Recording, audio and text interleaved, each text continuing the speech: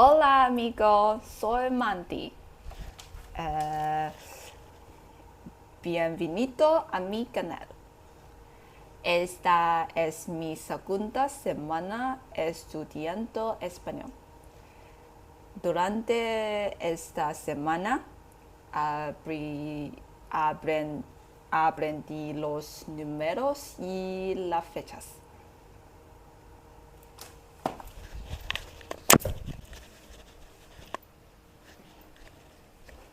Estas son las flores que mi mamá me regaló. Me gusta mucho, por esto la comparto con ustedes.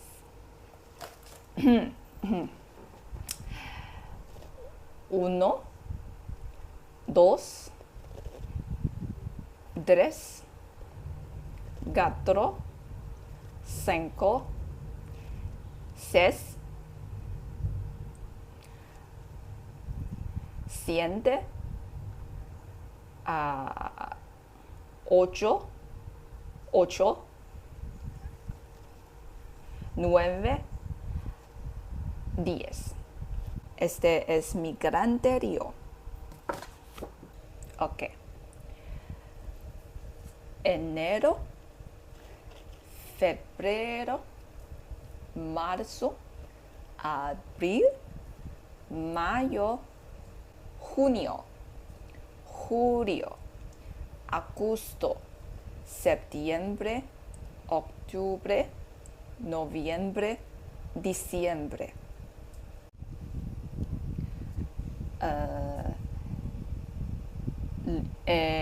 8 de octubre, 16 de septiembre,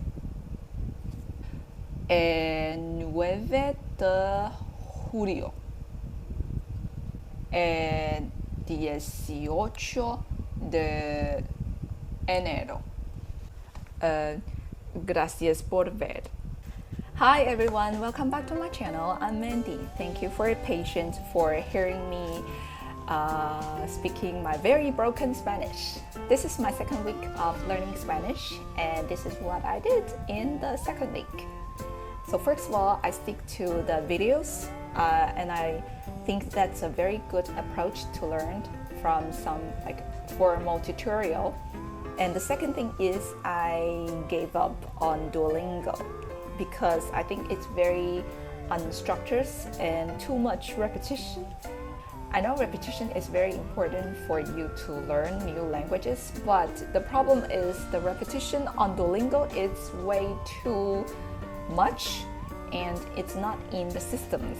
Like they are wonder. So yeah, I give up on that. The third approach that I use is that I write and read Spanish at the same time. Because I know I am a visual learner, which means I have to see it. Like I need to write it down on the paper so I can see it. Then also I read it at the same time. This is the most effective way for me to remember new words. Okay, so now let me show you what I mean. This is a blank calendar. It's an old one and it's outdated.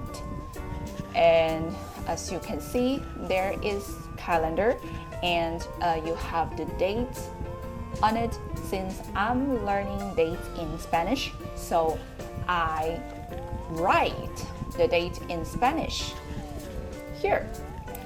Like January the 1st, I wrote a primero de enero, and then January the 2nd, I wrote a 2 de enero, and then January the 3rd, the 4th.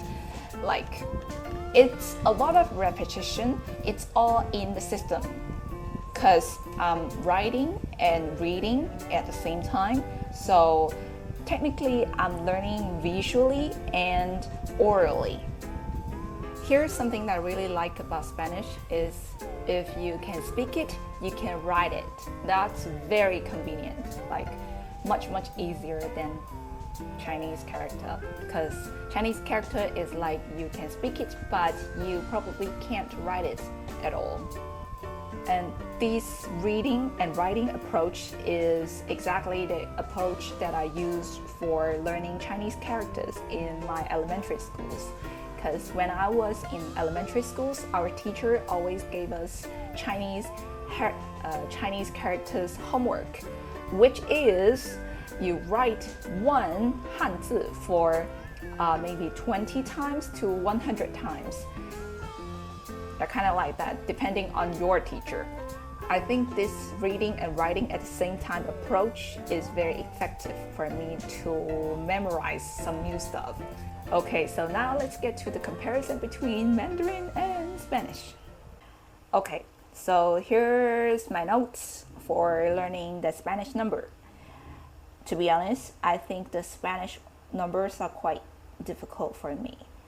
Like there's a lot of things to remember.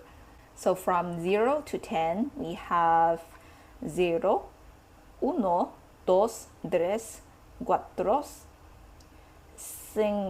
6, 7, 8, 9, 10.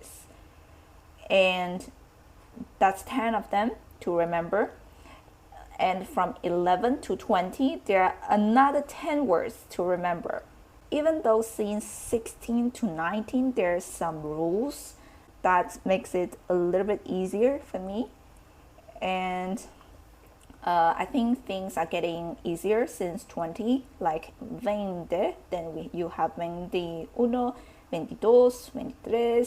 You still got quite a lot of words to remember, and you have to remember some patterns, like this patterns and this patterns. And since 30s, then you have a E in the middle. So kind of like you have to remember these 10, 15 new words, and you have to remember 1, 2, 3 patterns. And there's some additional S things.